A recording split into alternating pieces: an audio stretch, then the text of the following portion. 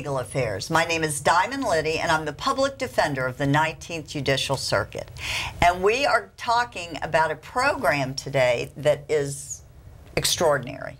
And it's been around, we're going to find out how many years, but I know a long, long time, thank goodness. And with us, we have three wonderful guests. First of all, Vicki Coulter, good morning. How are you? Good morning. I'm great. Thank you for having us. Okay. And Vicki, you are the executive director, correct? That's so correct. You're the big poobah. Well, here I am. Okay. And Vicki, how long have you been the executive director? I've been with PACE as executive director for about 1.5 years, but prior to that, I was on the board for 8 years. Oh, okay. Oh, wow. Now that's a little unusual to get. Yeah, that's great. We got to hear more about that. And our super duper premier guest, I should say, is Jessica, also known as Jessa Cedrus, is it? Okay. And Jess, you are a girl involved in PACE, correct? Yes, I've been a student since last year in June. Oh, great. Okay, and we're going to hear more details than that. And then we've got Adrian. Adrian Huggins, and you are the Social Services Director? Yes, ma'am. Okay, great. And how long have you been with PACE? I've been with PACE for 4.5 years. Okay. And for our viewers, if you're wondering why we're all dressed alike, we did not plan it, although they did, but I think we're digging it. You know, the colors, it's PACE colors, it's perfect. Okay. Some people have no idea what PACE is about, so let's start with the basics and tell us what PACE does, and tell us how long you've been in our community. PACE Center for Girls Treasure Coast has actually been operating in St. Lucie County since 1998. PACE Center for Girls Incorporated actually has been an agency for 30 years. Okay. So we've been around a long time, and we've been operating in this community a long time. PACE Center for Girls is what most people consider an alternative school program, but we consider ourselves a holistic program. We provide counseling, we provide an alternative educational program for our girls, and we serve girls from St. Lucie County age 11 to 17. So we offer programs or services for girls from 6th to 12th grade. And your building is on, what's this street? On Virginia Avenue in Fort Pierce. Okay. And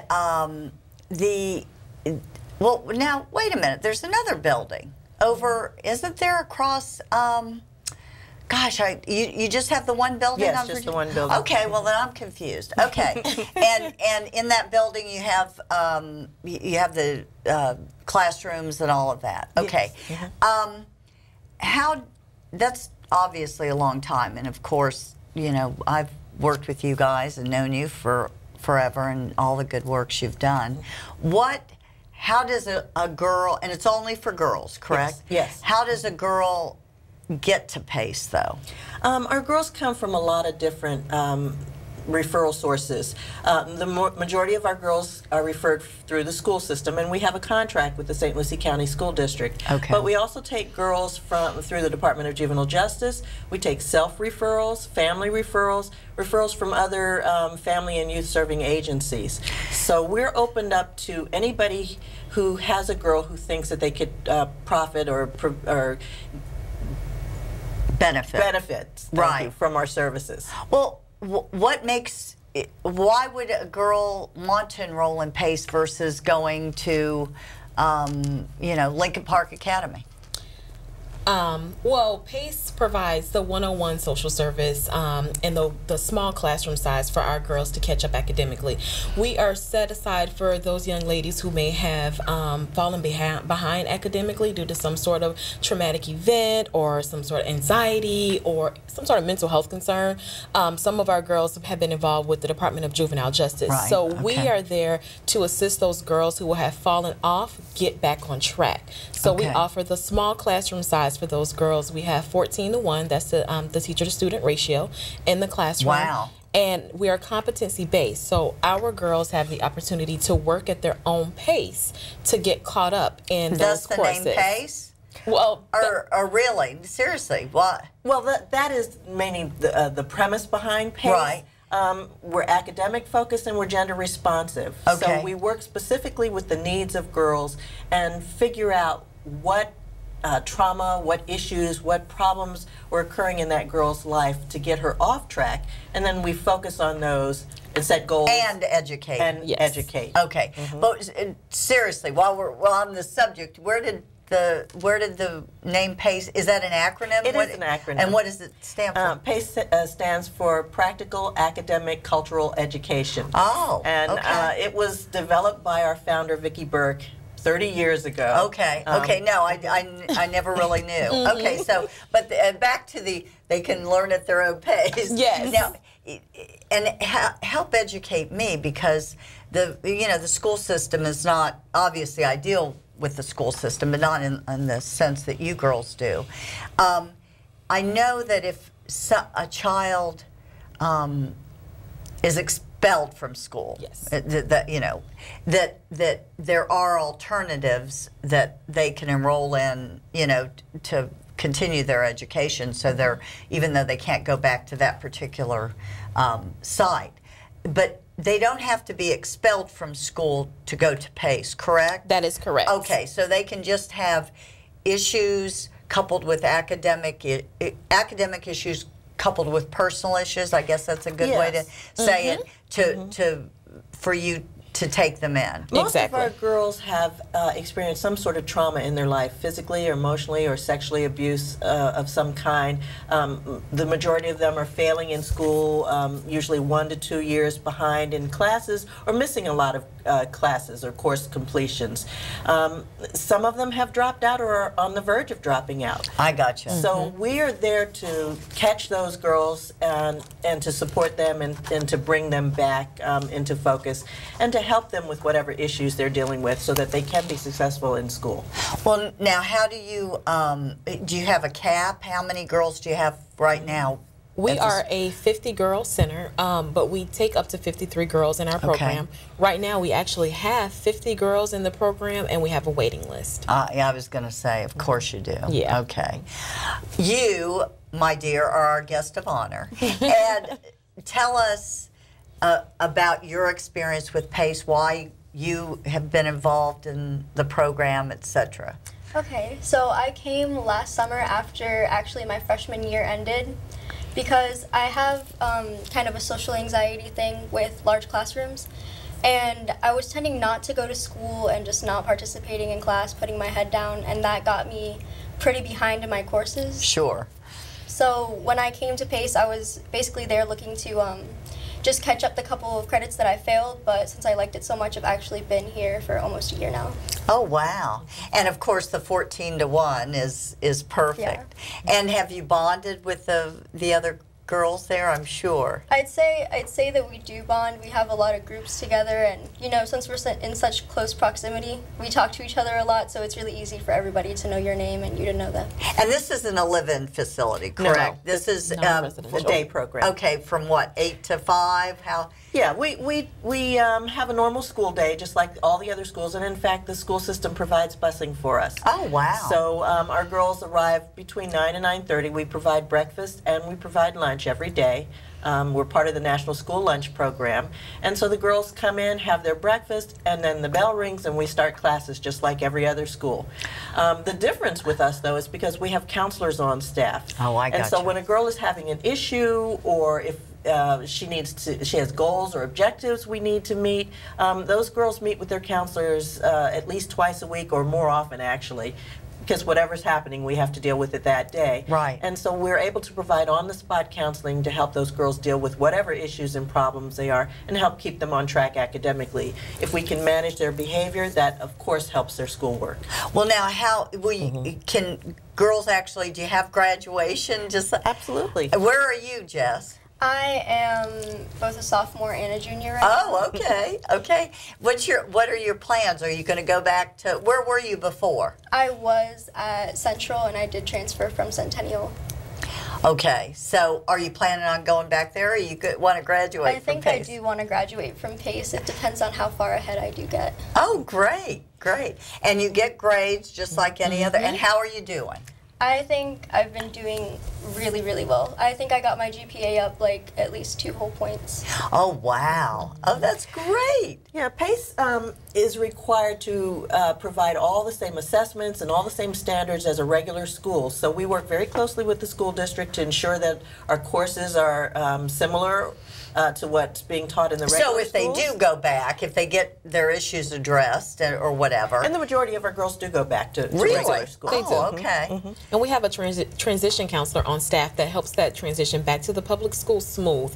And they follow up with the girl for up to 3 years to make sure that she's still reaching some of those goals that she set for herself while at PACE, outside of PACE. And she's still maintaining the behavior change and the positive outlook on life that she gained while she was at PACE. Well, now, can a girl, I mean, do they have to make like at least a year commitment or 6-month commitment or whatever? I mean, or can they just go for 2 months and feel good and go back? I mean, how does that work? Well, we are a year-round program, and we really think that our impact, we make a big impact when the girl is in the program for at least a year. Okay, so that gives them the opportunity to catch up both academically and socially, help them reach the goals that they have set for themselves. Because, you know, there's a process to change, and we want to see those girls reach those goals that they have set for themselves. But they can stay in the program for up to 15 months, and if they still require extra assistance, then we can get an extension from the Department of Juvenile Justice for them to stay in for at least 6 months. Oh, I got you. Okay. So I would say our average length of stay is about 12 months. Okay. And we're not successful with 100% of our girls, but the majority of them we are. And so some do transition before that 12-month period of time. Okay. And that's because they've gotten kicked out? Or No, we try not to kick any kid out. We don't call it kicking out anyway. No, we call it transition. Whatever. Yeah. But, I'm sorry. I got to get with the educational terms. That's okay. We understand our girls come to us with issues, so we don't expect girls singing in the choir. Although we do have a choir. Of course you do. Jess, are you in the choir? Yeah, of course she is. But we know that our girls have issues and problems, and we expect them to have problems. We expect them to fall off of their good paths every now and then. We expect them to regress from time to time, and that's okay. That's what we have our counselors there for. That's what we do. Now, what about an arrest? We haven't had any girls arrested that I can recall since I've been there. While at the program? While at the program. No, ma'am. We have not. Oh, my goodness. Well, that is terrific. We have girls who come in with DJJ Well, I don't mean involvement, arrest. but Now, wait. Just, I'm getting all excited. But, so you understand my question. I don't mean arrested at PACE. I mean arrested at all. outside. Wow. Yeah. That's not to say that we don't have girls who aren't on probation, juvenile probation. Right. And that's not to say we don't have girls who haven't had their foot in the door, the front door. Oh, no, well, that's what I'm saying. So obviously, part of what we do is work with them holistically. So we don't just work with them in our facility. Right. We work with them at home, in the community, in their families, and the whole point is to readjust their entire outlook on life, to readjust all of their behavior, not just their academic behavior, but their personal behavior, teach them coping skills, teach them new ways to handle their lives out in the community. So we strive not to have girls get arrested. Right. Now, when you say it's a year-round program, you go through the summers? Absolutely. Yes, ma'am. Oh, okay. So they don't have summer vacation? No. Because we know it's difficult for kids to go to school in the summer, we try to pump up our program to do a lot of fun things and activities in the summer. Right. So it's not just, pounding away at school. And so, for example, last year, every Wednesday, the Kona ice truck came. And everybody went out and got ices I think every I could Wednesday. like that. That would be perfect. So we have games, and we have a big summer kickoff, and we have an end of summer earned vacation or trip to Orlando for girls who show a lot of progress and success over the summer. So we give them lots of incentives to come because we know it's hard. And then we also have earlier school hours in the summertime, so they're not there so late. Oh, I gotcha. Now, what about, oh gosh, I just lost my train of thought. Parent involvement. What about the parents? Do you get, are most of the parents involved with their girls? Or? I would say most of our parents are involved. We meet with the counselors meet with the parents once a month to let them know how the girls are doing, both academically and socially. If a girl isn't in school, we call the girl within the first 2 hours. We call the parent actually to say, hey, you know, Jessa isn't in school today. Is she okay? If the girl misses 3 days in a row and we haven't heard from a parent, we're riding out to the house saying, hey, where are you? You know, because we want to keep the family and the girl encouraged in coming to school, because a lot of our girls have come to school with issues with truancy and just didn't like going to school. So we want to make it as have an open door for the parents. So whenever they feel like becoming involved or coming in to speak to somebody about their child, they can come in. Well, I'm sure some of the parents need social services too, correct? Yes. I mean, you can guide them and get them hooked up as well, not only, absolutely. You know. Now, what about, so are your parents thrilled, or? I don't know if I would use the word thrilled. I mean, they come in once a month, they speak with my counselor, and as long as I'm doing well, you know, I get all of they look over all my grades, how I've been doing socially, and, you know, my counselor's pretty close with my mom, so I think that's good.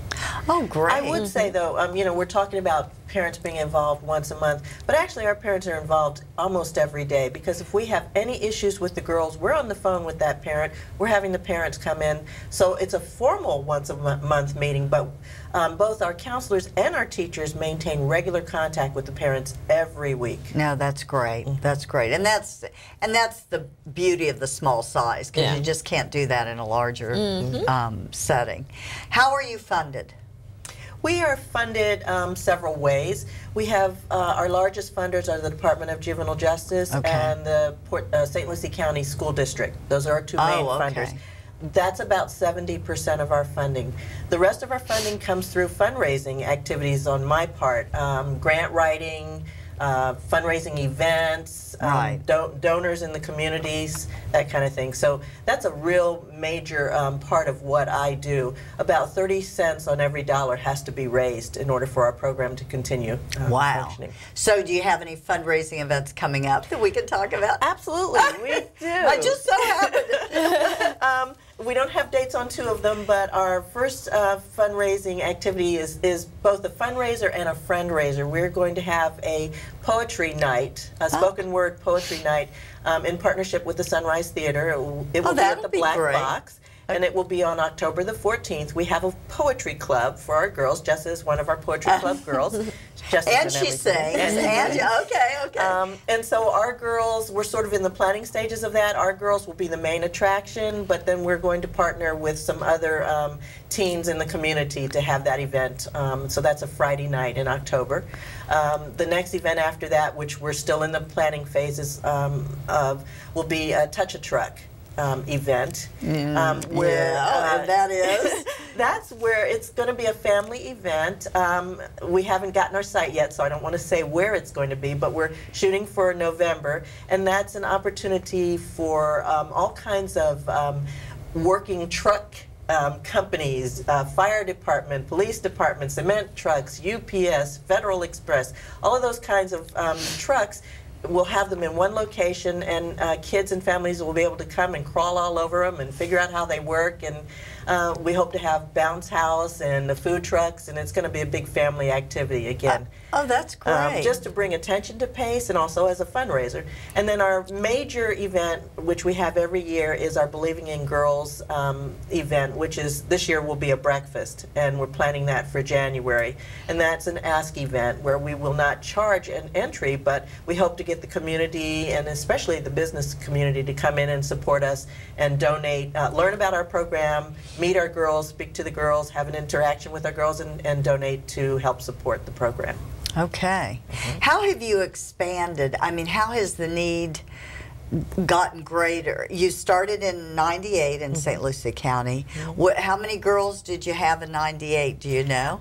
I wish I knew. I don't know. I don't either. I would say probably 30 to 40 at the time. Oh, you did have that many? Yeah, and I would say even today, although we've expanded, when I came in we had a capacity of 40. That was a year and a half ago. Now we have a capacity of 50. Okay. And I don't see any reason why we couldn't go up to 60 except that we don't have room in our building. Right. Right. If we were able to get a larger space, we could increase the numbers. So I think there's a real big need in this county, but there's also a need in Martin County and in Indian River County. And my future goals would someday to be expanding our program into both of those counties, because there really is a need for this type of program for girls. Oh, yeah. Jess, let's talk to you a minute. I'm just curious. You we all so appreciate, because you're going to help girls out there that are watching the show, and the beauty of this show, most of all, I always say is that, you know, and I've said it a million times for years and years, but I'm going to say it again. This community and this county and circuit, if you will, have so many wonderful opportunities for people, you know, whether they're young people or the elderly or the homeless or the drug addicted. I mean, we're always holding our arms out and our hands out to help people, but I'm always concerned that people don't even know about these things. You know, it's like they're out there, but if you don't know about them, what good are they? And that's the beauty, I feel, of the show, and because we do get the word out to the community, to those to let them know about PACE. But with that being said, how have you had? Obviously, your grades have improved over the year, and you're loving that. You had issues with the large social settings. Have you dealt with that? Do you feel better about that? I mean, because it's fine to graduate from PACE, but if you haven't dealt with that issue too, all of a sudden you're going to be in large settings. Hopefully, you'll go to college, whatever. You know, so I'm curious, how are you feeling about that issue? I feel like now when I tell people that I had really bad anxiety and that I didn't want to talk to anybody, they kind of just goes over their head, because they can't really picture me being that shy anymore. Oh, wow. Okay. Because when I first started PACE, I definitely wouldn't been doing anything like this. I just wanted to be home, but I kept going to PACE more and more, and from the short time in the summer to the normal time during the school year, everything was fine. The transition was fine, and most of the same girls are there, and the counselors are all still pretty much the same. So it was easy to just go through, and I think that I've grown a lot just socially talking to everybody and being able to stand up for myself. I gotcha. So you're not going to have an issue on either front. Oh no. Well, the beauty of that, as we say, once a PACE girl, always a PACE girl. So once Jessa does transition from PACE, she knows that we will always be there to support her, regardless of how long she will be away. Formally for 1 to 3 years, but informally, we have adults who are graduates of PACE who come back for assistance from time to time, and we're always there for our girls. Absolutely. Go ahead, you were going to I did want to say that we also have a Spirited Girls class, and the Spirited Girls class, that is like the heartbeat of PACE. That is the class where girls get to meet in a group setting with our Spirited Girls counselor and talk about an array of different things that girls experience in life. So it helps them with that transition from being a girl to a young woman. And one thing that I know Jessa has learned in being in that class is how to be assertive. That is something that they work on in Spirited Girls, the difference between assertive aggression and being passive. And our girls, they get to, some of our girls who come in who are a little more aggressive, they learn how to turn that aggression into assertive and learning how to advocate for themselves more appropriately. And for the individuals like Jessa who come in a little more reserved and quiet and don't quite know how to advocate for themselves, that is the opportunity and the platform for those girls to learn how to speak up for themselves and to get in front of their peers and lead groups and lead different organizations, as Jessa does at PACE. And it talks to them about bullying and how to, you know, handle a bully if you're ever in those situations, how to deal with dating violence and things like that, that the girls really need to know, and it prepares them for being outside of PACE. Well, let me tell you, Jess, I don't care how long, you know, I'm a lawyer, so I have to talk in front of people. It doesn't matter how long you do this. If you don't get butterflies before you're speaking, there's something wrong with you. So, you know, you got to know that. Do you have people in the community? I think this is where this all started and how Danny ended up calling me. Officer, oh God, I can't pronounce her last name. Right. You know who I'm talking about. Yeah. Officer Danny, and said, you got to have the PACE girls on because they're such a great group, but they were asking me to come to speak to the girls and stuff. But and I guess the date didn't work, but I want you to know I'm still there for you. And so whenever we can set it up, absolutely. But so you have people in the community come in that talk about different things? We have a variety of ways that the community can support us. One, I have a volunteer board, and Officer Danny is one of my board members. Okay. But we also have volunteers who come in and work in the center with us. For example, we have Mr. Rich, who is a volunteer math tutor who comes in once a week. Oh, wow, yeah. In the past, we've had a volunteer book club leader. We have a volunteer librarian who manages our library. So we have lots of volunteer opportunities, students who can come in and do their field placements as student interns. And then we also give tours on a regular basis because people want to know about PACE. Right. Who are we? What do we do? And so I have regular tours. And one of the things that we do to combine our tours with helping girls to learn to get outside of themselves and to be more assertive is our girls lead the tours. And so as they feel more comfortable at PACE, girls like Jessa will lead the tour. I take them with me out on speaking engagements. Right. And so we're always looking for opportunities and ways for the community to be involved with PACE because this is the community's program. We work with their girls, and their girls are going to come back into that community and be a part of that community. It's kind of the reentry initiative, you know. I mean, they're going to get out of jail sometime, so you might as well help them while they're in. Absolutely. So, and not that this is jail, but you know what I'm saying. But we also try to do a career day at least once, sometimes twice a year, where we have women who are in the work world come in and talk about where they were as a girl and how they got to where they are as an adult, and that was something that we had talked to you about possibly doing, and we do intend to have you because yours is a good story for our girls. We had Mayor Linda Hudson come in. I'm sure. And that was so interesting for the girls because, first of all, they didn't know a mayor could be a girl. Oh, okay. Oh, wow. Okay. So that was really interesting. And then she grew up in this area, and she could talk about places that our girls knew and schools that our girls go to. Oh yeah, that's going to be when I'm on the show. If I do ever get to come, and I hope I do, I would be honored. Yeah, you know, I grew up in Fort Pierce. You know, I broke my arm on Tickle Tummy Hill popping a wheelie on a bike and, you know, getting in serious trouble because I wasn't even supposed to be there in the first place. But those are places, you know, the people that don't grow up here don't even know about. So this is it's such a beautiful community. It is. But we are almost out of time. We've got about a minute, less than a minute, and I want to end the show. First of all, they can call PACE and send their paper money, volunteer, whatever. You can see our website and our phone number on your screen. Please feel free to call. You can ask to speak to me or Miss Adrian, and we can set up a tour. And of course, we need financial support every day, anytime. So I would certainly ask for the community to support us both financially and in other ways. Okay, and in 20 seconds or less, because that's all the time we've got, one sentence, 2 sentences would you like to say about PACE? I think that PACE is really, if you really want to be helped just emotionally and be able to, you know, advance in your academics, that you should come and speak with one of the counselors. Terrific.